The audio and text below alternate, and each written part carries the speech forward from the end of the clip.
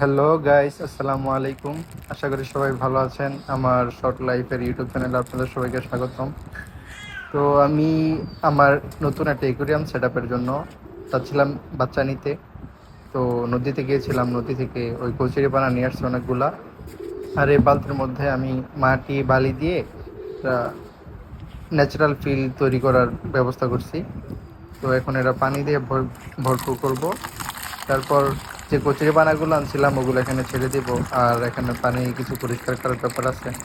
আসলে আমার নিচে যেইখানে আমি বাচ্চা নেই, ওইখানে জায়গাটা স্পেসটা খুব ছোট হয়ে যায়। তো বাচ্চা বড় হওয়ার পর তো এখানে বাচ্চা বড় করতে কষ্ট হয়ে যায়, আর বাচ্চা বেশি বড় হতে চায় না। আর যেহেতু আমি নতুন শুরু করছি, তো সব কিছু মিলে এখন আপাতত যা পাই তা দিয়েই করতেছি। যদি এখন সফলতা পাই, যদি দেখি যে বাচ্চা ঠিকঠাক নিতে পারতেছি বা মাছ ভালো থাকে, বড় হয়, তাহলে তখন আস্তে আস্তে বড় কিছু করার চিন্তা ভাবনা করব। তো বালতিতে পানি ভরা শেষ। তো এখন যেই কচুরিপানাগুলো আনছি ওগুলো আবার আলাদা করে ওই বলের মধ্যে পানি ঢেলে এগুলো পরিষ্কার করতে হবে। আর বালতির মধ্যে যেটা অল্প কিছু ময়লা আছে এগুলো পরিষ্কার করা লাগবে। আমার ন্যাচারাল ফিল লাগলেও তারপর আমার বেশি ময়লা আবার আমার পছন্দ না।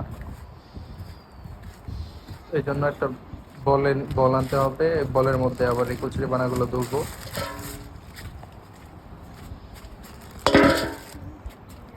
আর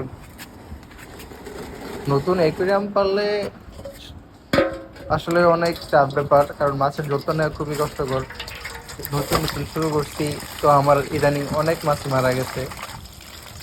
তো এই জন্য ভাবলাম যে এটা ন্যাচারাল ফিল দেওয়ার চেষ্টা করি মাছদের, দেখি বাঁচায় রাখতে পারি কিনা। বাচ্চা তুললেও বাচ্চা মারা যায়, বাচ্চা বড় করতে পারি না।